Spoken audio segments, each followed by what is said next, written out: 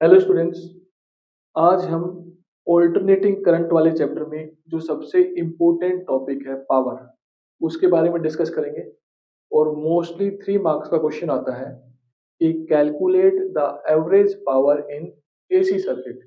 तो हम पहले पावर के बारे में डिस्कस करेंगे, फिर इंस्टेंटेनियस पावर के बारे में डिस्कस करेंगे, और फाइनली एवरेज पावर आज हम कैलकुलेट करेंगे। तो सबसे पहले पावर की बात करें तो पावर का मतलब होता है किसी भी इलेक्ट्रिकल सर्किट के अंदर किस रेट से इलेक्ट्रिक एनर्जी कंज्यूम की जाती है, उसको हम क्या बोलते हैं, उसकी इलेक्ट्रिकल पावर। या उसी सर्किट के अंदर किस रेट से इलेक्ट्रिकल वर्क डन होता है, वो भी उसकी क्या कहलाता है, electrical power.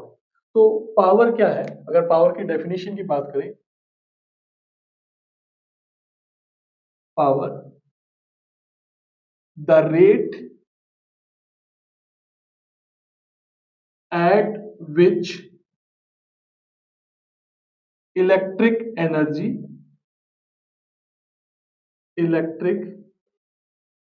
energy consumed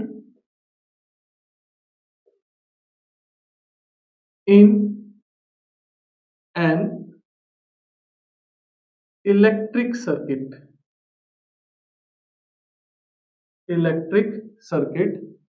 is known as power. किसी भी इलेक्ट्रिक सर्किट के अंदर जिस रेट का मतलब स्पीड से इलेक्ट्रिक एनर्जी कंज्यूम की जाती है, उसको हम क्या बोलते हैं, पावर। आप इसको यूं भी लिख सकते हो, the rate at which electric work done by any device in an electric circuit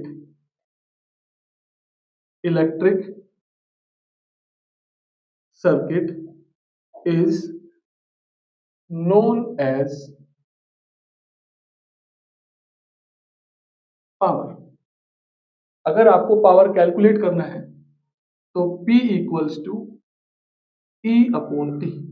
E का मतलब पावर, E का मतलब इलेक्ट्रिक एनर्जी कंज्यूम, और T का मतलब टाइम, या P equals to W by T. W का मतलब वर्क डन और T का मतलब टाइम। इस तरह से आप पावर को कैलकुलेट कर सकते हो। नेक्स्ट जो टॉपिक है वो है instantaneous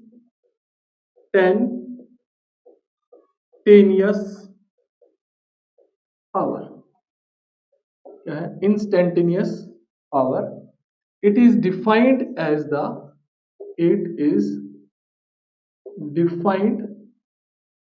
the instantaneous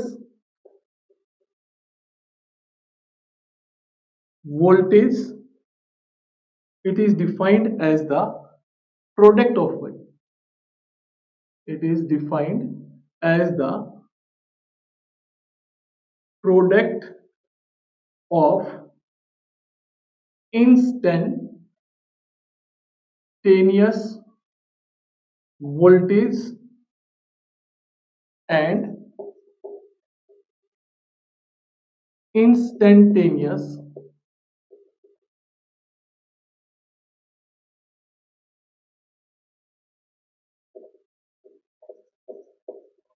current in the circuit. Instantaneous का मतलब होता है उसी मोमेंट में।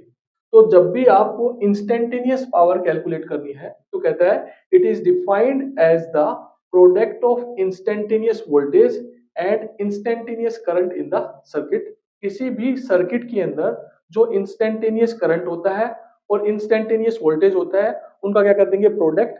तो क्या आ जाएगी, इंस्टेंटेनियस पावर। और इंस्टेंटेनियस पावर का फॉर्मूला है P इक्वल्स टू ई आई। ई का मतलब इंस्टेंटेनियस ईएमएफ या वोल्टेज, और आई का मतलब है इंस्टेंटेनियस करंट। इंस्टेंट का मतलब होता है उसी मोमेंट में। तो अगर आपको इंस्टेंटेनियस पावर कैलकुलेट करनी है तो इंस्टेंटेनियस पावर का फॉर्मूला है P इक्वल्स टू ई आई। ई का मतलब इंस्टेंटेनियस ईएमएफ या इंस्टेंटेनियस वोल्टेज और आई का मतलब इंस्टेंटेनियस करंट। फिर let us consider a circuit, the instantaneous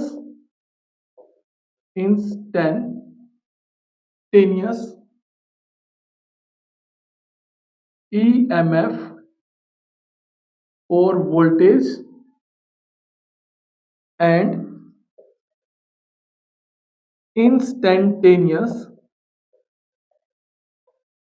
current in the circuit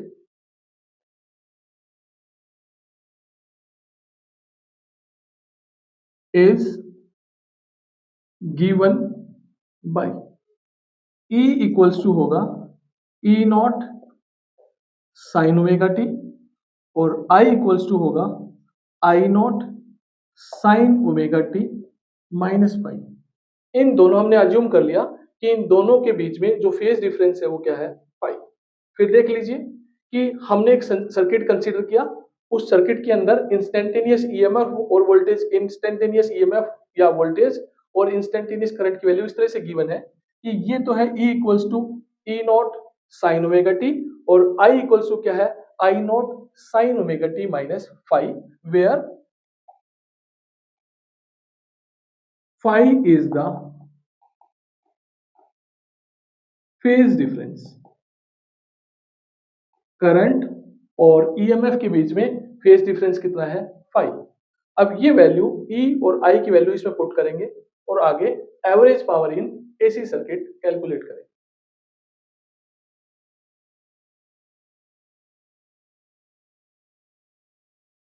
अब the instantaneous power is given by P equals to क्या होगा, E इंटू आई। अभी हमने थोड़ी देर पहले आपको बताया था कि इंस्टेंटेनियस पावर किसके इक्वल होता है, इंस्टेंटेनियस ईएमएफ या इंस्टेंटेनियस वोल्टेज और इंस्टेंटेनियस करंट के प्रोडक्ट के इक्वल। और हमने ये भी कंसीडर किया था कि E की वैल्यू क्या है, E naught sine omega t और आई की वैल्यू क्या है, I naught sine omega t minus five और फाइव क्या है, फेज डिफरेंस। तो ये दोनों वैल्यू इसमें हम पुट करेंगे तो P इक्वल्स टू क्या आएगा, E naught sine omega T into I naught sine omega t minus five. तो P equals to A naught I naught sine omega t और sine omega t minus five. अब P equals to E not I naught sine omega t और इसमें sine, ये इसका angle है ये, तो साइन एक्स माइनस वाई का फॉर्मूला ओपन करेंगे तो ये क्या होगा, sine omega T into cos five फिर minus cos omega T into sine five, क्योंकि साइन एक्स माइनस वाई का फॉर्मूला होता है sine x cos y minus cos x sine y. अब ये साइन ओमेगा टी से मल्टीप्लाई कर देंगे तो P equals to E not I naught, इसकी इससे मल्टीप्लाई करेंगे तो एंगल सेम है, ये आएगा sine square omega T into cos five और minus sine omega T into cos omega t और इंटू साइन फाइव। अब ई नॉट आई नॉट इस वन माइनस ये जो साइन स्क्वायर ओमेगा टी है तो one minus cos two omega t equals to होता है two sine square omega t. अब ये टू मल्टीप्लाई में है, इक्वल के इस तरफ आएगा डिवाइड में आ जाएगा तो one minus two omega T cos two omega T upon two equals to sine square omega T. तो साइन स्क्वायर ओमेगा टी की जगह तो ये वाली वैल्यू पुट करेंगे और two sine omega T cos omega T होता है साइन टू ओमेगा टी। तो इसको टू से मल्टीप्लाई कर देंगे, टू से डिवाइड कर देंगे, लेकिन पहले इसकी वैल्यू सब्स्टिट्यूट करेंगे तो यहां से क्या आएगा, one minus cos two omega T upon two और इंटू कोस फाइव माइनस ये 2 से मल्टीप्लाई कर दिया sine omega T cos omega T into sine five और ये 2 से डिवाइड कर दिया। अब ई नॉट आई नॉट दोनों में, इसमें भी 1/2 और इसमें भी 1/2 कॉमन है, तो बाहर निकालेंगे तो ये आ जाएगा 2 और ये बचेगा 1 minus cos 2 omega T into cos five और माइनस ये फॉर्मूला बन जाएगा 2 sine omega T cos omega T sine 2 omega T into sine five. अब इसको आगे सोल्व करेंगे।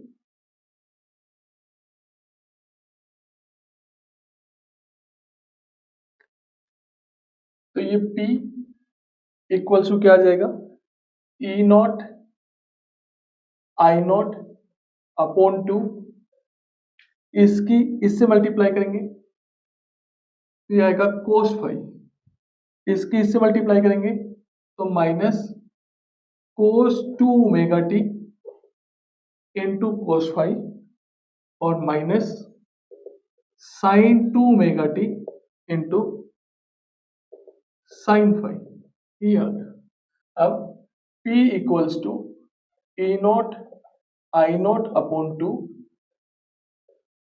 कोस फाइव, इन दोनों के अंदर से माइनस कॉमन निकालेंगे और ये क्या बच जाएगा cos 2 omega T into cos five plus sine 2 omega T into sine five.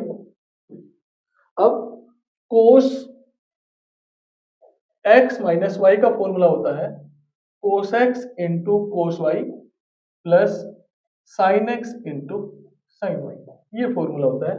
तो ये एक्स का काम करेगा, ये वाई का, फिर ये एक्स ये वाई, तो उस फॉर्मूले के अकॉर्डिंग हम इसको लिख सकते हैं E not I not upon 2, ये कोस फाइव तो एज इट इज और ये माइनस ये फॉर्मूला बन जाएगा cos 2 omega t minus five. तो ये आपकी इंस्टेंटेनियस पावर आ गई E not I not upon 2 into cos five minus cos 2 omega t minus five, ये आपकी इंस्टेंटेनियस पावर आ गई। अब इंस्टेंटेनियस पावर टाइम के साथ चेंज होती रहती है, तो हम मानेंगे कंज्यूम करेंगे कि let us consider the instantaneous power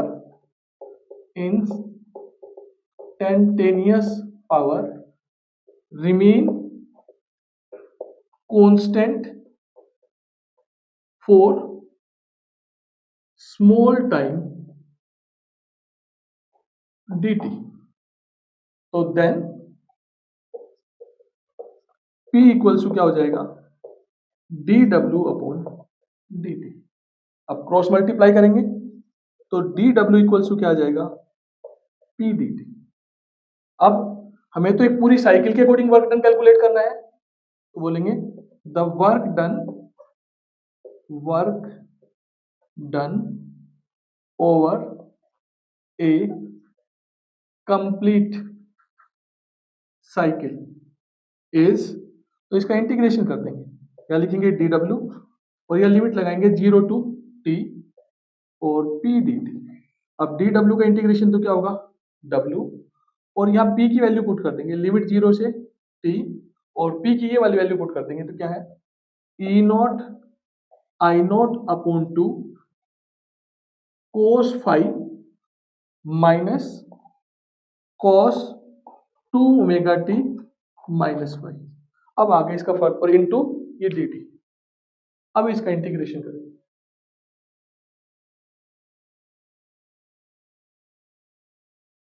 अब इसका इंटीग्रेशन करेंगे तो जो d के साथ है वो t है, इसका मतलब t से रिलेटेड टर्म्स तो वेरिएबल है और बाकी सब क्या है कांस्टेंट, तो ये कांस्टेंट इसको बाहर निकालेंगे तो w equals to E not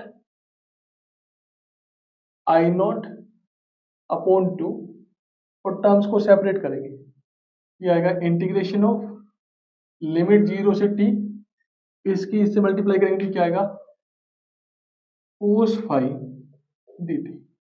फिर माइनस लिमिट 0 से t cos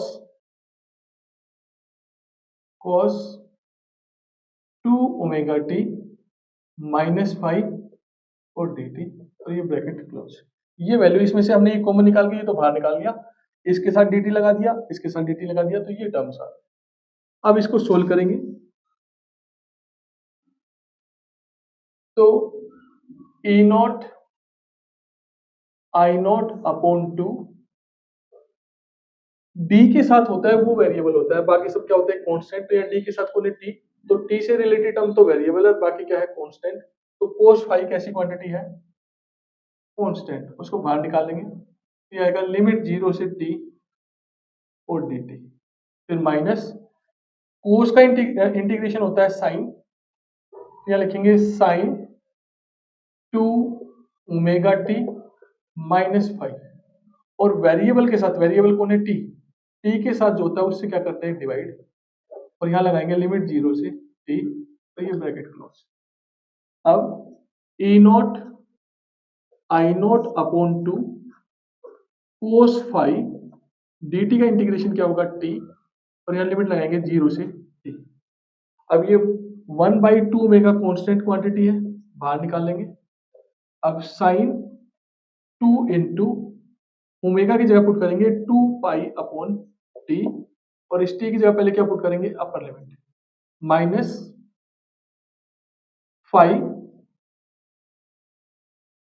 फिर माइनस साइन 2 इंटू ओमेगा की जगह क्या पुट करेंगे 2 पाई बाई टी इंटू 0 और माइनस 5। ये अब E not I not upon 2 cos five, यहाँ अपर लिमिट पुट करेंगे तो t -0 minus 1 upon 2 omega, t से t कैंसिल हो जाएगा, तो ये क्या आएगा साइन 4 पाई -5, क्या आएगा साइन 4 पाई -5, और माइनस ये तो जीरो ही हो गया, तो ये आएगा माइनस साइन 0 -5 करेंगे क्या आएगा -5, ऐसे। अब E not I not upon 2 cos five into t, क्योंकि t -0 क्या होगा t -1 अपॉन 2 ओमेगा,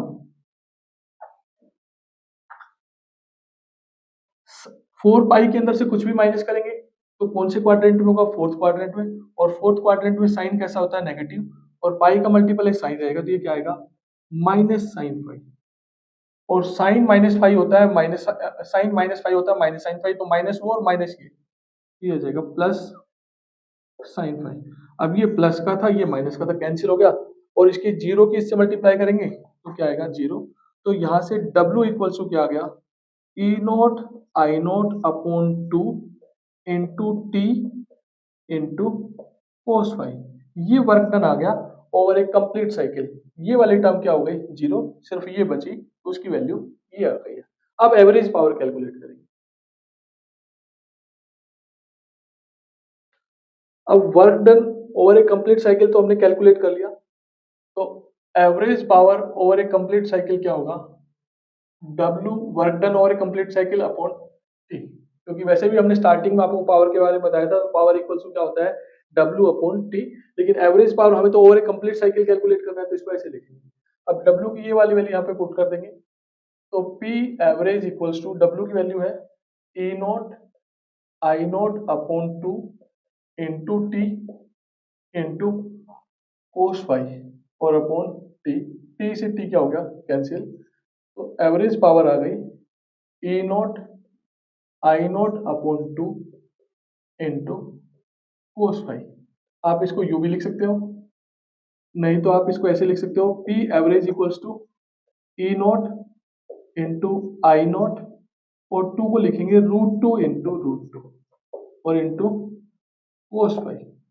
अब P average equals to E not upon √2 into I not upon √2 और इंटू कोस फाइव। अब ई नॉट अपॉन √2 को बोलते हैं हम ई आर एम एस, तो ये आ जाएगा average power equals to E R M S, root mean square EMF या root mean square voltage into I R M S और इंटू कोस फाई, ये एवरेज पावर है। यहाँ मेंशन कर देंगे कि E R M S equals to क्या होता है, E naught upon root two, और आई आर एम एस क्या होता है, I naught upon root two. तो 3 मार्क्स का 90% चांस होता है आपके पेपर में कि ये डेरिवेशन आता है कि calculate the average power in an AC circuit. तो या तो आप ये वाली वैल्यू निकाल के आओगे या ये वाली वैल्यू निकाल के आओगे। इसके साथ ही आपका ये average power in AC circuit का डेरिवेशन खत्म हो गया। एवरेज पावर ओवर ए कंप्लीट साइकिल डिस्कस करने के बाद जो नेक्स्ट इंपॉर्टेंट टॉपिक आता है वो है वॉटलेस करंट। अगर वॉटलेस करंट की डेफिनेशन की बात करें तो the current in AC circuit is said to be wattless current if the average power consumed in the circuit is zero. The current in AC circuit is said to be whattless current if average power consumed in the circuit is zero.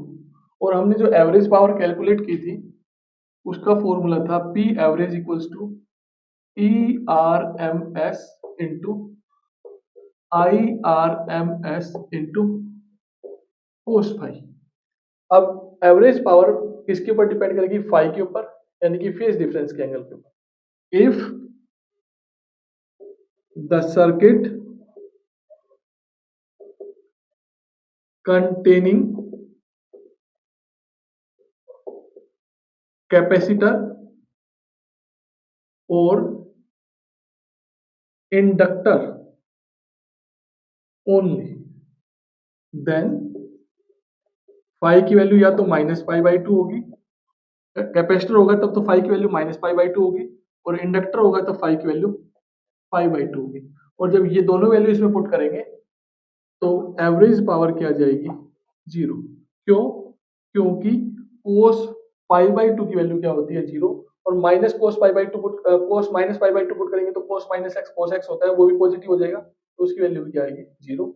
इसका मतलब अगर आपके circuit के अंदर या तो अकेला capacitor होगा या अकेला इंडक्टर होगा तो average power consume to circuit के अंदर क्या होगी, जीरो, और उसके अंदर से जो करंट फ्लो करेगा उसको हम क्या बोलेंगे, वॉटलेस करंट। तो अब आपको क्लियर हो गया होगा कि वॉटलेस करंट टर्म हम कब यूज करते हैं, जब किसी सर्किट के अंदर एवरेज पावर कंज्यूम्ड क्या हो, जीरो, तो उस सर्किट के अंदर से फ्लो करने वाले करंट को हम क्या बोलते हैं, वॉटलेस करंट।